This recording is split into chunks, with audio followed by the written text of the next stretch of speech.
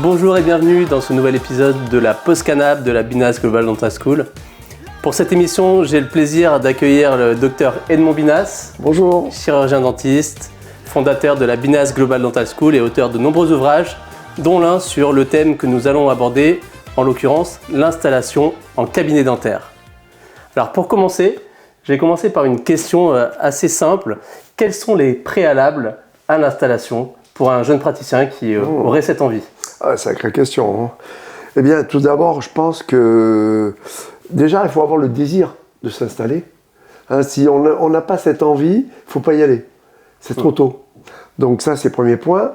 Idéalement, je pense que les préalables, ce serait d'avoir exercé dans un ou deux cabinets, même si ça n'est pas obligatoire. Hein, mais histoire de voir un petit peu le fonctionnement d'un cabinet en libéral, quelque part.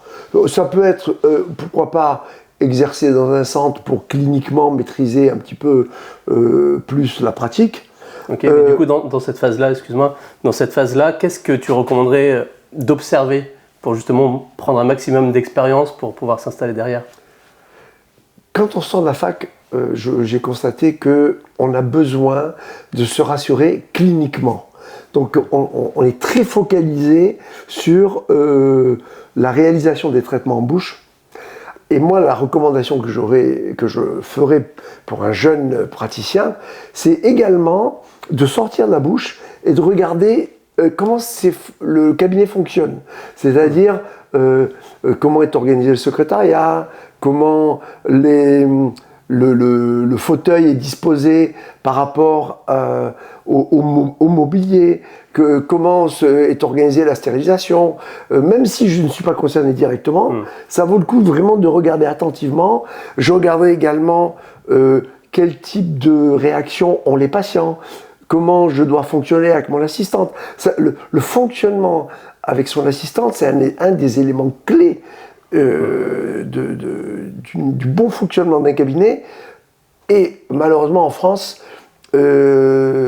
les assistantes dentaires ne sont pas formées dans les facs en même temps que les praticiens, contrairement à d'autres pays en fait. Okay. Voilà. Donc je regardais un petit peu tout l'environnement du cabinet, je regardais également un peu l'administration, c'est-à-dire tout ce qui relève du transfert de la télétransmission à la Sécu, tous les éléments, tous les documents obligatoires, consentement éclair, etc. Je regarderai tout ça quand même d'un œil un peu dans lequel je me projette pour le jour où je m'installerai dans mon cabinet. Ok, et du coup sur quelle période tu ferais cette première phase exploratoire avant de te lancer? C'est vraiment très variable d'un praticien à l'autre.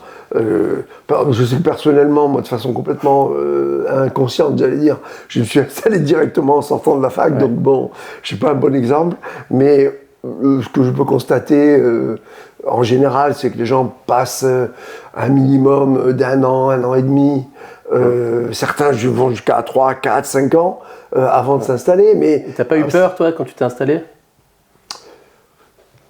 Inconscient.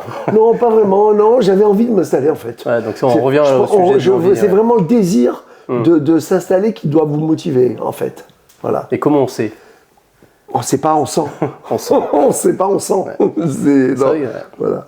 Parce qu'il y a beaucoup de praticiens avec qui on échange et qu'on accompagne qui, même après s'être installés 10 ans, 15 ans après, sont frustrés de la manière dont le cabinet fonctionne. Ça veut peut-être dire qu'ils ne savaient pas orienter de la meilleure des manières au départ?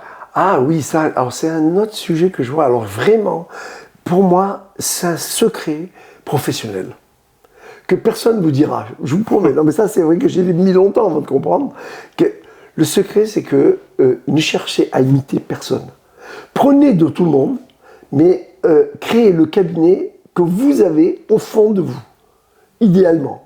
Ne cherchez pas à imiter, n'écoutez pas les experts, n'écoutez même pas les consultants qui vous recommandent « Regarde comme j'ai fait, comme je suis beau, comme je suis fort, comme voilà le cabinet de mes rêves, vous pouvez le faire aussi. » Non, non, n'écoutez rien. Écoutez-vous, vous. C'est-à-dire que définissez qu'est-ce que représente pour vous la pratique idéale et qu'est-ce qui ferait qu'au bout du compte, vous allez vous épanouir dans cette pratique. Et ce travail-là, comment tu le réalises? Voilà, tu veux t'installer. Chaque praticien d'abord est unique, donc vraiment unique. Et ça, c'est un grand secret. Au départ, quand on est jeune, on ne se rend pas compte de ça. Donc il n'existe pas de cabinet type que vous pouvez copier en disant voilà, je vais faire la même chose. Ça n'existe pas. Bon, ça c'est le premier point. Alors pour vous aider à définir une vision, moi personnellement, j'ai quelque chose qui m'a beaucoup aidé, c'est de dire ok, on va imaginer que vous êtes le jour de votre retraite. Vous prenez votre retraite, d'accord, et vous vous retournez sur votre vie professionnelle, et qu'est-ce qui vous ferait dire que vous avez réussi votre vie professionnelle? Et ça, vraiment, c'est quelque chose qui m'a beaucoup aidé. C'est une petite astuce, on va dire, mais qui permet de se projeter dans le futur et qui permet de savoir réellement, sans aucun obstacle, ce qu'on a envie de réaliser comme type de cabinet. Même si on peut changer en cours de route. Évidemment, parce que, attention, le cabinet de vos rêves, c'est un voyage, ce n'est pas une destination. Qu'est-ce que je veux dire par là? C'est que, évidemment, vous allez apporter des corrections permanentes à votre exercice et vous allez, comment dirais-je, ajuster, mais ajuster au fur et à mesure l'organisation, la communication, etc. Mais la réalité, c'est que vous ne devez pas modifier la vision initiale que vous avez et aller vers celle qui vous a guidé pour créer votre cabinet. C'est pas évident. Et du coup... Non, pas évident. Non, je ne dis pas que c'est facile. C'est facile à dire, c'est plus dur à faire. Je vais vous dire très franchement, 3 minutes pour l'expliquer. Je pense que certains mettent 20 ans pour y arriver. Hein. Mais le voyage est plus beau que l'auberge. Ouais, ça retiendra cette citation. C'est-à-dire que le fait de tendre vers un objectif, c'est pratiquement plus important et c'est plus stimulant que de l'atteindre en fait. Bah, c'est surtout que ça peut créer de la frustration de ne pas l'atteindre. Exactement. Donc en fait, tu cours oui. toujours, c'est la course en avant jusqu'à la fin de ta vie professionnelle et parfois... La vie professionnelle, c'est un voyage et évidemment, on n'est pas le même quand on s'installe, quand on est célibataire par exemple, et on est que 10, 15, 20 ans plus tard, on se marie, on a des enfants, les enfants font des études supérieures, donc là aussi, et ce qu'il faut juste anticiper, même avant même l'installation, mais il faut y penser dès maintenant, c'est de mettre en parallèle sa vie personnelle avec sa vie professionnelle. Ça, peu de gens le font. C'est-à-dire qu'en fait, on n'anticipe pas, par exemple, que la période de la carrière qui va le plus exiger de revenus, c'est celle où les enfants vont rentrer dans l'enseignement supérieur. Or, ça sera juste la période professionnelle où on aura envie de lever le pied. Donc si on n'anticipe pas dès le début de sa carrière, si on ne met pas de côté boost, pour l'étude des enfants, eh bien on risque de se retrouver à 50 ans avec une pression financière très importante. Donc là aussi, autre chose sur l'installation. Pardon, mais ça veut dire quoi? Ça veut dire produire plus au départ? Non, ça veut dire faire des placements? Ça veut dire quoi? Ça veut dire plus je mets de côté de bonheur tôt, plus c'est facile, c'est beaucoup plus facile plus tard. Mais ça, tout le monde vous le dira, mais c'est pas si évident que ça quand on commence à gagner sa vie. On a bien envie de dire, bon, j'ai fait de longues études difficiles, j'ai bien le droit de me faire plaisir quelque part. Ouais. Mais bon, l'astuce, c'est d'essayer de mettre une petite part de son bénéfice de côté chaque année. Mais ça, c'est un praticien d'un certain âge qui vous dit ça. Quand on est jeune, je ne sais pas. Mais concernant l'installation, pour répondre à la question sur les préalables, donc il faut le désir, il faut également avoir une idée précise donc du modèle de cabinet qu'on voudrait avoir. Modèle, c'est-à-dire? C'est-à-dire, par exemple, est-ce que je rêve d'un cabinet dans lequel je travaille en campagne, ou est-ce que je préfère travailler dans une grande ville? Est-ce que je veux m'installer, est-ce que je souhaite avoir une activité ultra premium où je ne réalise que des traitements complets, je réhabilite des sourires, ou est-ce qu'au contraire, je souhaite avoir j'ai une vocation sociale où je veux traiter plus de monde avec une bonne dentisterie de bon niveau, mais accessible à beaucoup de ça. Ça, c'est un choix personnel. Ce qui compte, c'est d'être aligné avec son choix. C'est pas plutôt un choix stratégique en amont? C'est-à-dire qu'on a vu pour le coup, par exemple en région parisienne, des praticiens qui avaient le souhait de s'installer à Paris, alors que stratégiquement, ça peut être une grosse erreur parce qu'en fait, c'est là où ça va être le plus dur. Ah oui, alors. Donc comment tu fais la part des choses entre le souhait et la stratégie? Je comprends. Donc là, effectivement, il faut faire preuve. Alors, il faut évidemment avoir la vision de son cabinet idéal, mais il faut aussi être pragmatique. C'est sûr que vous devez faire passer votre vision à travers le filtre de la réalité. C'est sûr que si aujourd'hui je veux m'installer en plein centre de Paris, bah, je suis un peu coincé par le zonage, quoi. Hein. Donc, et là, ou j'attends qu'un praticien prenne sa retraite et je rachète à ce moment-là son cabinet, ou alors, j'ai pas vraiment le choix, hein, et je dois commencer par m'installer en périphérie. D'ailleurs, ne vous sentez, ça aussi, jamais coincé quelque part. Vous pouvez tout à fait, en milieu de carrière, décider de changer d'emplacement. Vous pouvez même changer de ville. Rien n'est fermé, en fait, dans une carrière. Parce que, au-delà du zonage, moi, je pensais plutôt à la partie concurrence. Quand tu t'installes justement dans une zone qui est surdotée, dans des grandes métropoles ou de certains arrondissements de grandes villes. Là aussi, ça sera un choix personnel. Parce qu'en fait, soit j'accepte l'idée de la concurrence, et la concurrence, en fait, honnêtement, si vous êtes bon, il n'y a pas de concurrence. Moi, j'ai une vision de la concurrence. Pas forcément cliniquement, tu parles cliniquement, tu parles... À tous les niveaux. À tous les niveaux. Relationnellement. D'abord cliniquement, relationnellement, en termes de développement de cabinet. Dans la mesure où vous créez le cabinet que vous voulez, vous, au fond de vous, la concurrence, ça n'existe pas, puisque c'est votre cabinet qui est unique. Mais je veux dire, quand on parle de concurrence, pour moi, dites-vous bien que la seule véritable concurrence, c'est vous-même. C'est-à-dire que soyez le meilleur que vous puissiez être, et déjà, et vous savez quoi, c'est dur, hein. Voilà, déjà. Donc, et il y a de la place pour tout le monde, même si demain, la démographie, comme c'est un peu le cas déjà, se transforme, et que on a de plus en plus de praticiens. Si vous êtes professionnel, vous êtes concentré pour réaliser des soins de qualité, que vous êtes au service de vos patients, que vous sachez vous entourer d'une équipe qui va dans le même sens que vous, je peux vous dire que de la patientèle, vous en aurez toujours. Hein. Donc je ne suis pas trop inquiet pour ça. Ok. Et justement, si on revient à la stratégie d'installation, donc il y a évidemment plusieurs sujets. Il y en a un qui revient aussi dans les questions, c'est rachat, reprise, création. Est-ce qu'il y a une recommandation particulière là-dessus? Est-ce qu'il y a certains paramètres qui font que tu choisis l'un ou l'autre? Non, c'est vraiment, ça dépend de vous. Ça dépend de vous, de votre aptitude à prendre des risques. Ça dépend de la période. Effectivement, c'est ce qu'on disait tout à l'heure. Il ne faut pas faire n'importe quoi non plus. Et ça dépend beaucoup mais ça dépend des opportunités que vous rencontrez. Par exemple, vous pouvez avoir fait une collaboration, un remplacement dans un cabinet où le praticien prend sa retraite. Ça peut être l'opportunité de dire « je rachète ». Mais là aussi, vous ne vous sentez pas obligé. Si le cabinet dans lequel vous travaillez ne correspond pas à ce que vous avez au fond de vous. Oui, je comprends. Je voulais revenir sur un point que tu as évoqué, je pense qui est très important et qu'on peut développer, c'est la prise de risque. Ah oui. Est-ce que tu as un peu alors ça, c'est un sujet. C'est un sujet, c'est un vrai sujet. C'est le sujet, je pense même. Oui, tu as raison. On peut le mettre presque dans les préalables.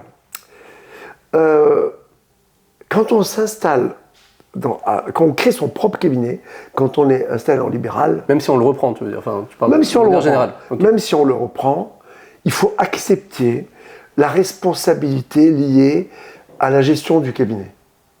On ne peut pas dire « je suis libéral, donc j'ai mon propre cabinet », et en même temps raisonner comme un salarié dentiste. Donc c'est le côté entrepreneur. C'est le côté entrepreneur. Mais il ne faut jamais sous-estimer l'importance du poids de la gestion.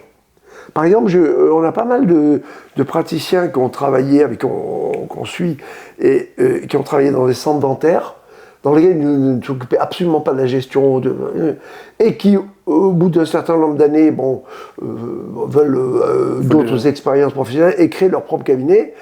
Et beaucoup, quand ils s'installent, ne mesurent pas le poids des aspects de communication, de gestion, de management, de juridique. C'est un vrai sujet. Et de risque aussi, justement, pour de dire ça, risque. c'est le côté moi, qui m'intéresserait, c'est Et le de côté de risque prise de financier décision. aussi. Oui, Ça, oui. Oui. Tu dois prendre Le beaucoup risque. plus de décisions importantes. Alors, oui, on prend beaucoup plus de décisions importantes. Alors, ma vision, c'est que l'activité libérale, comment dirais-je, pour moi, c'est le Graal. Non, mais c'est le Graal. Oui, c'est sûr que c'est dur. C'est sûr qu'il y a plus de contraintes, il y a plus de responsabilités. Mais en même temps, c'est l'activité professionnelle, à mes yeux, la plus épanouissante qui soit. Parce qu'en fait, ça va mobiliser le maximum de mes ressources humaines. Je vais être obligé d'être le meilleur que je puisse être. Et ça, c'est épanouissant. Je ne suis pas à l'intérieur de ma zone de confort où je suis sur des rails, je suis tranquille. Après, il n'y a pas de jugement. Hein. Je vous donne juste mon point de vue. Je ne porte pas le jugement de valeur. Hein. Moi, on peut passer sa carrière en tant que salarié et être très heureux. Donc, il n'y a absolument pas de jugement de valeur là-dedans. Mais à mes yeux, c'est à la fois le plus comment dirais-je, responsabilisant, mais c'est en même temps le plus épanouissant. Alors, et il y a autre chose, c'est que vous ne dépendez que de vous. Et cette notion de liberté, libérale égale liberté, honnêtement, moi j'ai passé toute ma carrière à ne rendre des comptes qu'à moi-même, ça n'a pas de prix, quoi. Honnêtement. Après, si je rajoute peut-être un petit bémol, ça dépend que de toi et de ton équipe. Pour arriver justement à avoir un cabinet. Absolument, mais si on raisonne comme entrepreneur, c'est toi qui es responsable de ton équipe. Tu es responsable du recrutement, tu es responsable de la formation, tu es responsable de la motivation. Donc c'est toi qui crée ton équipe. Et l'équipe, souvent, est le reflet de soi-même. Et alors justement, si on fait la transition sur la partie management, relations humaines internes dans l'équipe, oui.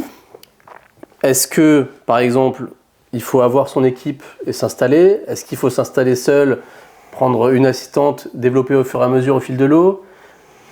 Après, là, ça dépend des investissements, ça dépend de pas mal de choses, mais la recommandation est relativement simple. Idéalement, il faut recruter le plus vite possible, à minima, une assistante qui serait polyvalente. C'est-à-dire qui répond au téléphone, qui ouvre la porte, Donc tu ouvres ton cabinet avec cette personne-là, idéalement? Oui, quand même, idéalement. Et après, au fur et à mesure que je constate que je suis à même de générer un certain chiffre d'affaires, bien évidemment, je m'entoure d'abord où j'agrandis mon cabinet, où je m'entoure d'une personne supplémentaire, etc. Personnellement, je ferai les choses de façon progressive, en fonction de l'évolution. Je mènerai de front le niveau de recrutement, le niveau d'investissement et l'évolution de mon chiffre d'affaires. Quand tu dis niveau de chiffre d'affaires, tu as des chiffres à donner? Ou c'est, bon, évidemment, dépendant de la structure, mais pour recruter une nouvelle personne, assistante, secrétaire, est-ce qu'il y a des... On peut dire que globalement, aujourd'hui, chaque 150 000 € supplémentaires, vous pouvez recruter une personne de plus. Autre point, parce que la tendance est au regroupement. Voilà, très bien, j'allais y venir, hein. Bien sûr. S'associer, monter seul un cabinet, les avantages, les inconvénients, tu peux nous en parler un peu? Oui, bien sûr. Alors, évidemment, aujourd'hui, la tendance, c'est quand même à se regrouper pour différentes raisons. Soit on dit on partage les dépenses, on partage les risques, on peut partir, le cabinet ne ferme pas, on se remplace mutuellement, etc. Il y a beaucoup de gros avantages à travailler en groupe. Puis tu réponds à une demande du patient aussi, peut-être d'avoir plusieurs spécialités au sein Bien sûr, donc là aussi, c'est plus sécure, c'est sûr. En même temps, et ça, en travaillant avec des cabinets, tu le sais aussi bien que moi, je considère qu'en France, l'immense majorité des praticiens qui s'associent ne savent pas travailler ensemble. Pas du tout. On s'associe souvent pour de mauvaises raisons. C'est-à-dire, par exemple, on dit, on veut se remplacer mutuellement. Super. Oui, bien sûr. À part que tout le monde veut partir au mois d'août. Et tu fais quoi là? Une année tu restes, l'année d'après tu te dis zut, j'aimerais bien que là, oui mais l'autre il veut partir parce que sa femme elle a les congés qu'au mois d'août. Donc, et on commence à avoir des tensions. On veut acheter un matériel, mais l'associé ne veut pas acheter le matériel. Donc là aussi, alors après de nombreuses années de recul dans les associations, et on en a vu des centaines et des centaines et des centaines. Aujourd'hui, avec le recul, nous considérons que la meilleure formule pour s'associer, ce n'est pas de se marier complètement, c'est-à-dire de ne pas se mettre forcément dans une même cellarle, parce que sachez que quand vous êtes dans une même cellarle, ou même une cellasse, tant que tout va bien, super, mais le jour où vous devez vous séparer, c'est pire qu'un divorce. C'est très, très, très compliqué, c'est très dur. Nous, aujourd'hui, on est pour monter des sociétés, des cellarles, etc., mais dans le cadre d'une SCM.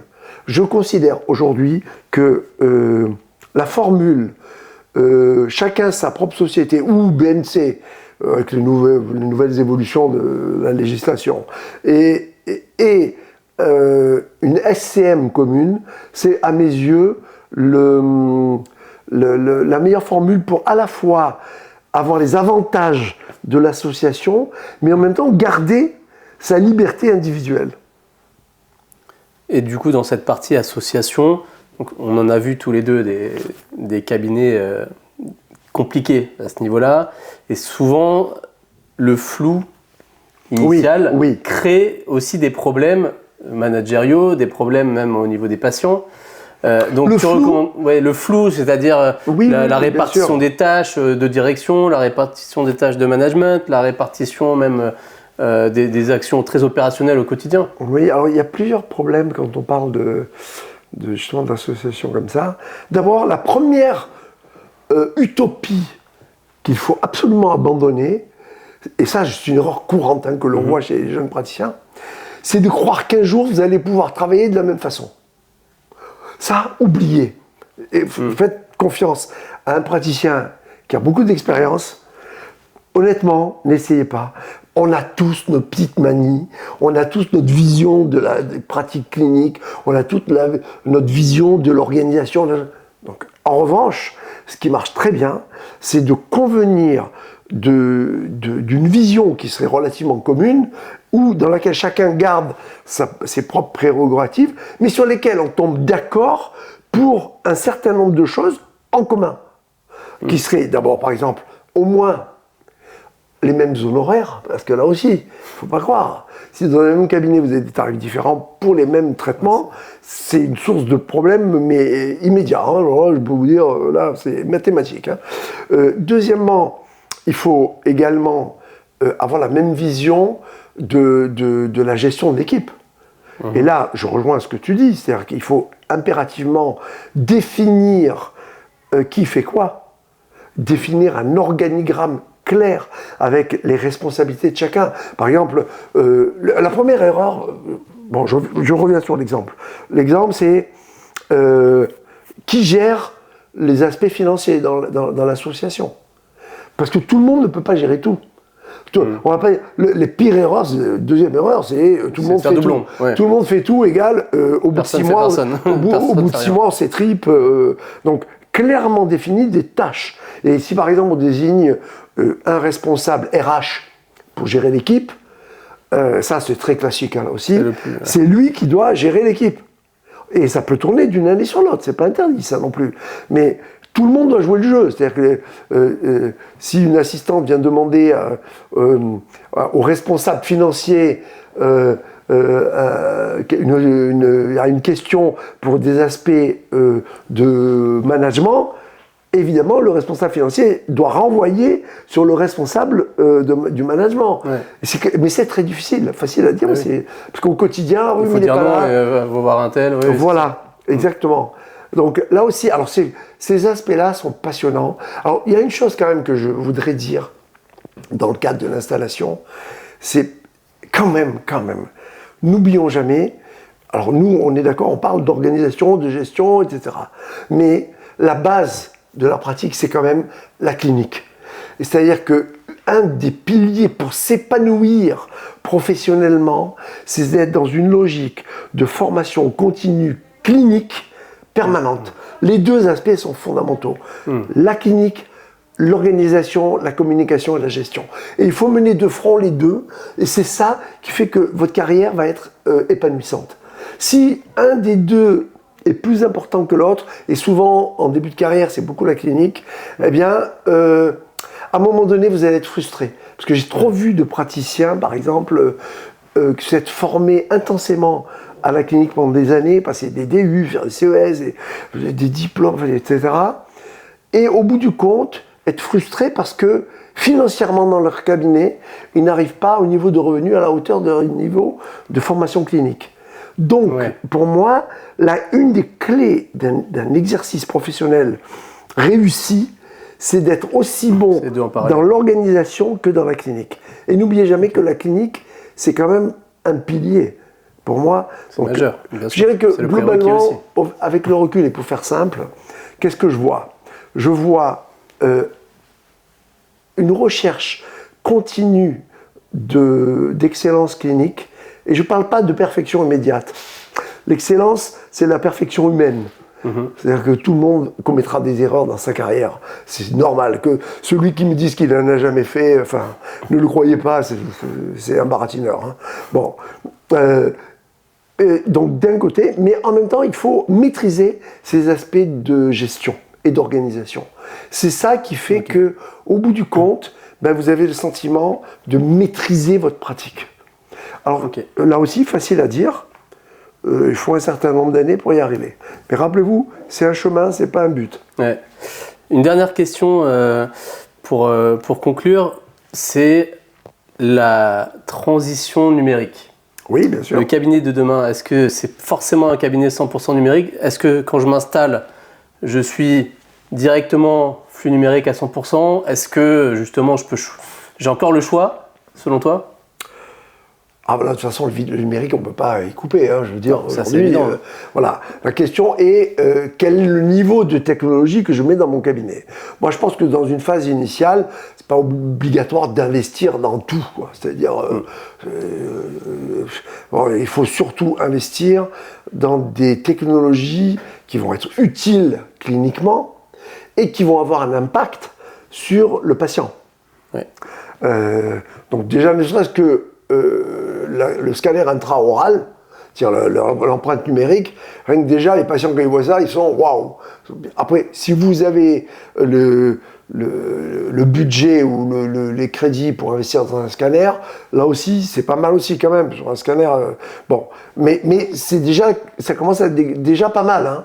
Après tout le reste, ça peut éventuellement attendre. Si vous voulez y aller, allez-y, mais sachez que ça représente quand même un coût. Et donc, au départ, pour moi, je pense que la technologie est absolument incontournable et aura un impact considérable dans les années à venir. Ça va même être une transformation majeure de la façon que nous avons de travailler. Mais si vous commencez par déjà, ne serait-ce que le scanner intraoral, je vais vous dire déjà, les patients ils vont être bluffés. Hein, parce qu'ils ont même encore aujourd'hui, alors que ça fait quand même quelques années que ça existe, les patients sont quand même super surpris quand ils voient ça. Mais je voudrais dire, puisqu'on arrive à la fin, je reste convaincu que la technologie, malgré tout, ne remplacera jamais la relation avec le patient.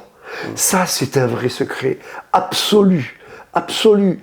Vous pouvez être le dentiste le plus technologique du monde, si vous ne créez pas avec vos patients une relation de confiance. Et la relation de confiance, c'est je rentre en connexion avec les gens, contact. Je crée un vrai contact humain avec eux. C'est-à-dire, c'est la clé de la réussite de tous les cabinets médicaux du monde. Le patient aura confiance en vous si, un, vous réussissez à créer la confiance avec lui, et deux, quand même, que vous réussissez à honnêtement lui faire savoir que vous êtes en capacité de réaliser son traitement. Et là, j'atteins c'est encore un autre sujet, il faut quand même être assez conscient des limites de ce que l'on sait faire et ne pas hésiter à savoir déléguer un traitement si je ne me sens pas apte à le réaliser correctement. Savoir déléguer à un spécialiste et savoir connaître les limites de ses compétences, ça fait partie du professionnalisme. Super, eh bien merci beaucoup. Bienvenue dans la carrière et franchement, allez-y parce que c'est un super métier. Bon, eh bien merci beaucoup. On espère que cet épisode vous aura plu et à bientôt pour la prochaine. À bientôt.